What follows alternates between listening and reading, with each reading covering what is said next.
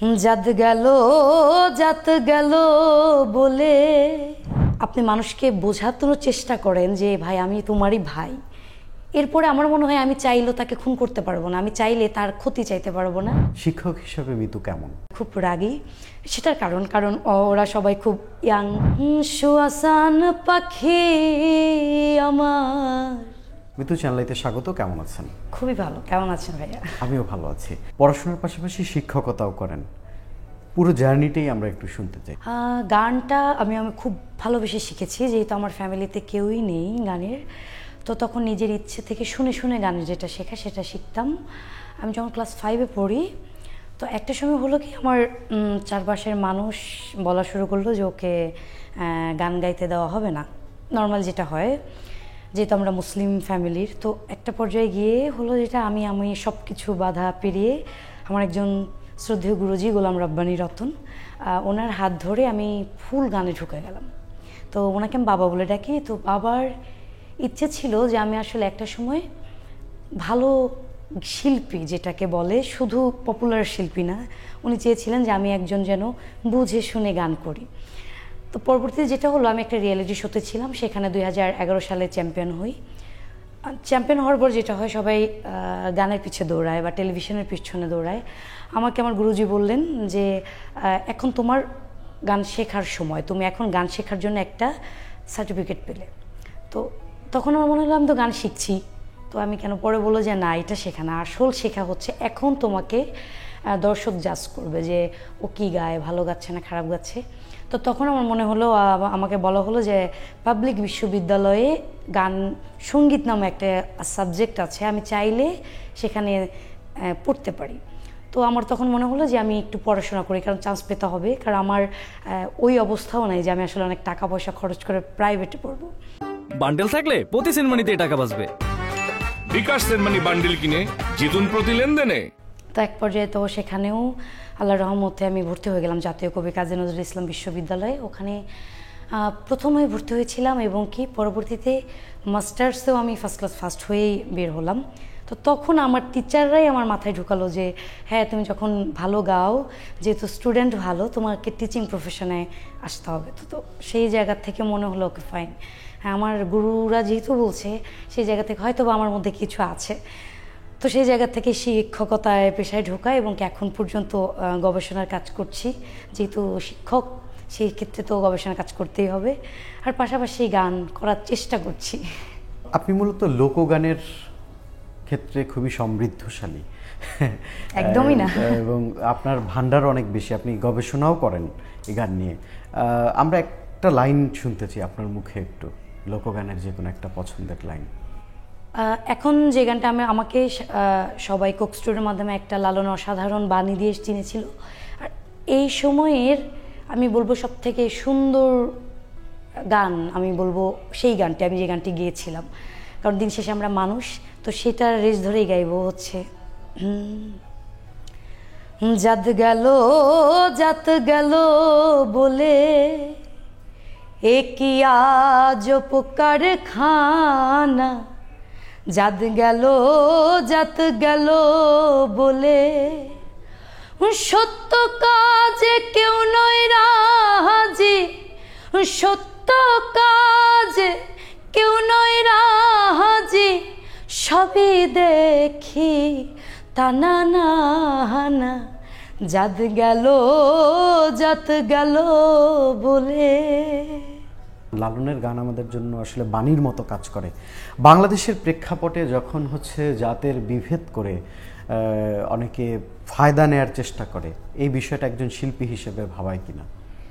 দিন শেষে আমরা মানুষ, সেটা আপনি ধর্মের জায়গা থেকেও বলেন, আপনি যদি বলেন এই লালন সাইজির সাধকদের জায়গা থেকেও বলেন, আমাদের মহানবী সাল্লাল্লাহু আলাইহি ওয়াসাল্লামও তো সেটাই বলেছেন। সে কিন্তু বারবার বলেছেন, আপনাকে কেউ যদি ধর্ম নিয়ে আঘাতও করে তাকে বোঝান, আপনি ওনার সাথে ফাইট করতে পারবেন না। দিন শেষে আপনি মানুষ হিসাবে যদি আপনি মানুষের পাশে দাঁড়ান, আপনি মানুষকে বোঝানোর চেষ্টা করেন যে ভাই আমি তোমারই ভাই, এরপরে আমার মনে হয় আমি চাইলেও তাকে খুন করতে পারবো না, আমি চাইলে তার ক্ষতি চাইতে পারবো না, আমি চাইলে তার বিরুদ্ধে গিয়ে ওনার ক্ষতি হোক বা দেশের ক্ষতি হোক বা আমার পারিপার্শ্বিক অবস্থার কোনো ক্ষতিগ্রস্ত হোক, সেটা হবে না। তো আমরা যদি সবাই যে যেখানেই থাকে, যে কাজটাই থাকে, আমরা যদি শুধু এটা লালন করি যে আমরা মানুষ, দিন শেষে কোনো বাধাই থাকে না, বিপত্তিও থাকে না, কোনো মানে এই যে রাহাজানি যেগুলো আমরা দেখছি এখন সেটাও থাকবে না। তো আমি এটা বিশ্বাস করি, সেটা লালন করা উচিত সবার। আপনাদের মতো যারা সুস্থ ধারার শিল্পী, তাদের জায়গাটা আসলে কেমন এই সময়টাতে? তারা কি তাদের যোগ্য জায়গাটা পাচ্ছে বা সম্মানের জায়গাটা? আমাকে যদি প্রশ্ন করে আমি বলবো যে আমাদের দোষে আমরা পাচ্ছি না, কারণ আমরা আসলে ঠিকঠাক তো আগাচ্ছি না। আমরা একটু গান ধরেন খুব ভালো কণ্ঠ, আল্লাহ গড গিফটের গলা না দিলে আমি গান গাইতে পারতাম না, কিন্তু এই যে আমি যখন চ্যাম্পিয়ন হলাম আমাকে বলা হলো যে তুমি এখন শেখো। তো আমরা যদি শিখে আসতাম, বুঝে আসতাম, গানটা যদি একটু বুঝে শুনে রিসার্চ করে গাইতাম, সেটার স্থায়িত্ব অনেক সময় থাকতো। আর সিন্ডিকেট যেটা বলেন, আপনি যদি আপনার জায়গায় ঠিক থাকেন আপনাকে কেউ ধরে বেঁধে রাখতে পারবে না। আর সিন্ডিকেটের প্রয়োজন নাই তো, আপনি কারো কাছে যাবেন কেন? এখন একটা ইউটিউব আছে, একটা পেজ আছে। আপনার একটা সময় ছিল যে আপনাকে ক্যাসেট বা ডিভিডি বা টেলিভিশন দৌড়াতে হতো। এখন মানুষ কয়জন টেলিভিশন দেখে? তার থেকে বেশি দেখে কিন্তু ফেসবুক। হ্যাঁ, আপনি যদি আপনার সঠিক ধারায় থাকেন আপনি আপনার চ্যানেলে ছাড়েন না, আর আপনি যখন দেখবেন যে আপনি আপনার জায়গায় পোক্ত একদম জায়গাটা নিয়ে নিয়েছেন, তখন আপনার পিছে ওনারা ছুটবে, আপনার কারো পিছে ছুটতে হবে না, এটা আমার বিশ্বাস। ওকে, মিতুর প্রিয় শিল্পী কে? আমার প্রিয় শিল্পী আসলে আমার প্রিয় গান অনেক। শিল্পী ধরতে গেলে আসলে ওইভাবে বলতে মানে অনেক শিল্পী বললে, বাট আমি খুব বেশি শুনেছি বারী সিদ্দিকী স্যারের গান, তো সেই অর্থে বলা যেতে পারে আমি ওনাকে খুব ভালো লাগে। তার সাথে কি আপনার কোনো স্মৃতি আছে?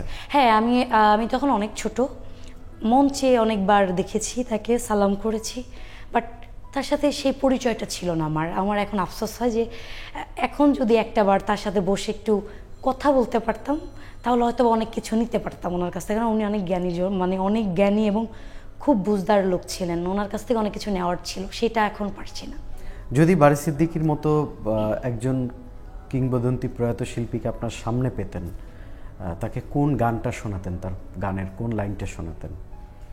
সুয়াচান পাখি, একটা ওনার লাইন এই আমরা গান। শুনতে চাই।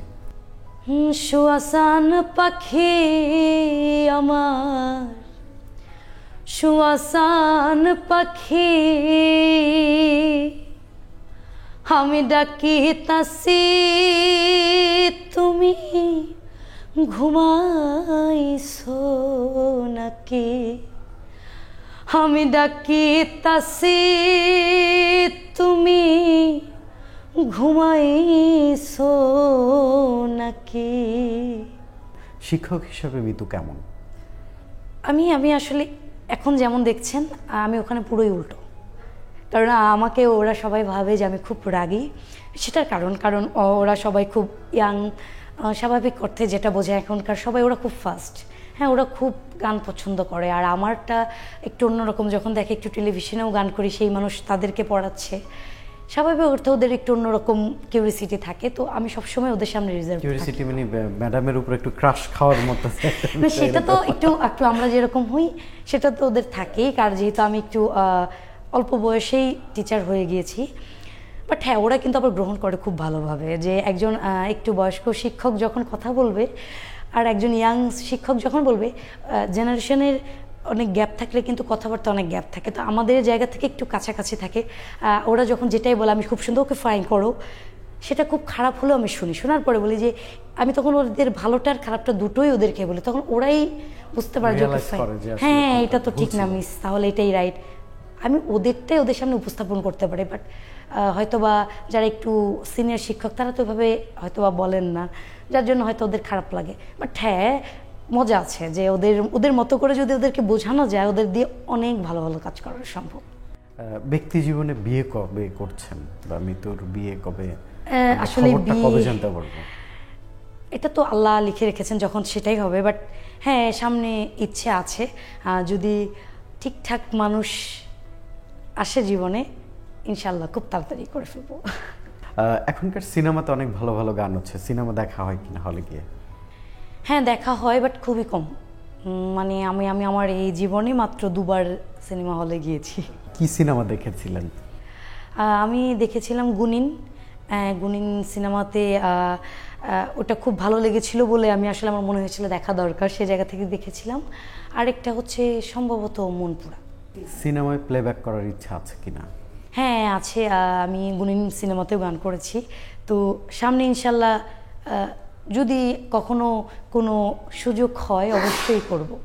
আপনার দর্শকদের উদ্দেশ্যে কি বলার আছে একটু ক্যামেরায় বলবেন? দর্শকদের কাছে অনুরোধ, সবাই বাংলা গান শুনবেন, গান শুনে অবশ্যই গানের অর্থ জানার চেষ্টা করবেন, কারণ এই অর্থগুলো যদি আপনারা জানেন, আমরাও যেমন গেয়ে শান্তি পাই, আপনারাও শুনে শান্তি পাবেন। দর্শক, চ্যানেলের সাথে আড্ডায় ছিল একজন সঙ্গীত শিল্পী, একজন শুদ্ধ সঙ্গীত শিল্পী কানিজ খন্দকার মিতু। আমরা তার কথা শুনলাম, আমরা তার ব্যক্তি জীবন, তার কাজের যে অভিজ্ঞতা সবই শুনলাম। আশা করি আপনাদেরও ভালো লেগেছে। পরবর্তী পর্বে নতুন কোনো অতিথির সাথে দেখা হবে, নতুন কোনো গল্পে। আমাদের সাথে থাকবেন।